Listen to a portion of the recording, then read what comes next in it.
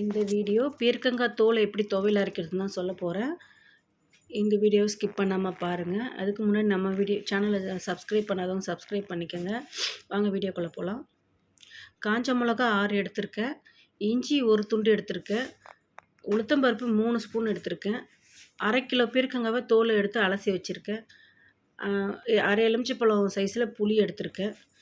இதை வதக்கணும். இஞ்சியும் பீர்க்கங்காய் தோலையும் ஃபஸ்ட்டு வதக்கிக்குங்க. வதக்கிட்டு அதுக்கப்புறமா உளுத்தம்பருப்பையும் காஞ்ச மிளகாயும் வதக்கலாம். ஏன்னா இது நல்லா வதங்கணும், கொஞ்சம் டைம் எடுக்கும். நல்லா வதங்க. பீர்க்கங்காய் தோல் துவையல் சாப்பிட்டா அவ்வளோ நல்லது உடம்புக்கு.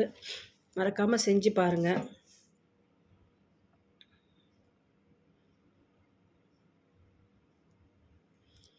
கொஞ்சம் எண்ணெய் விட்டு பீர்க்கங்காய் தோலை வதக்கும் போதும் கொஞ்சம் லைட்டாக எண்ணெய் ஊற்றுங்க. ரொம்பலாம் எண்ணெய் ஊற்ற வேண்டாம், வெறும் சூட்லேயே வதக்குங்க. ஏன்னா எண்ணெய் உடம்புக்கு கெடுதல் கொஞ்சம். அதனால் உளுத்தம் பருப்பும் காஞ்ச மிளகாவும் போட்டு வதக்கிக்குங்க.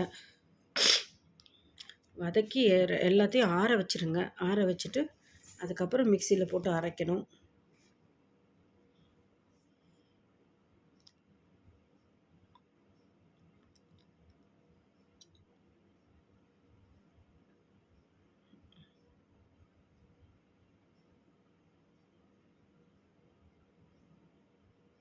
பாருங்கள், எண்ணெயே காணாங்க. கம்மியாக தான் ஊற்றிருப்பேன் நான். எண்ணெய் எவ்வளோ கம்மி பண்ணி சாப்பிட்றீங்களோ அவ்வளோ உடம்புக்கு நல்லது. வறுபட்டுடுச்சு. கொஞ்சம் ப்ரௌன் நிறமாக வர வரைக்கும் வறுத்தா போதும்.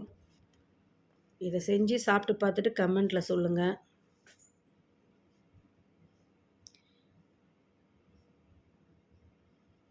இது சாப்பாட்டுக்கு அவ்வளோ நல்லாயிருக்கும். நம்ம வேணால் இட்லி, தோசை, சப்பாத்திக்கு வச்சு சாப்பிட்லாம். ஆனால் புளி போடுறதுனால கொஞ்சம் புளிப்பாக இருக்கும். புளிப்பாக சாப்பிட்றவங்க அது சாப்பிட்லாம். அப்படி நீங்கள் இட்லிக்கு அரைக்கணுன்னா கொஞ்சம் தேங்காய் சேர்த்துக்குங்க. புளியை கட் பண்ணிவிடுங்க. பாருங்கள், வதக்கி வச்சுட்டேன். இப்போ இதை நம்ம மிக்சியில் போட்டு அரைச்சிக்கணும்.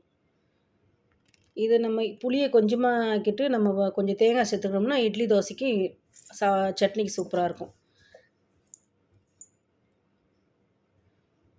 இதை நல்லா பேஸ்ட்டாக அரைச்சிருங்க.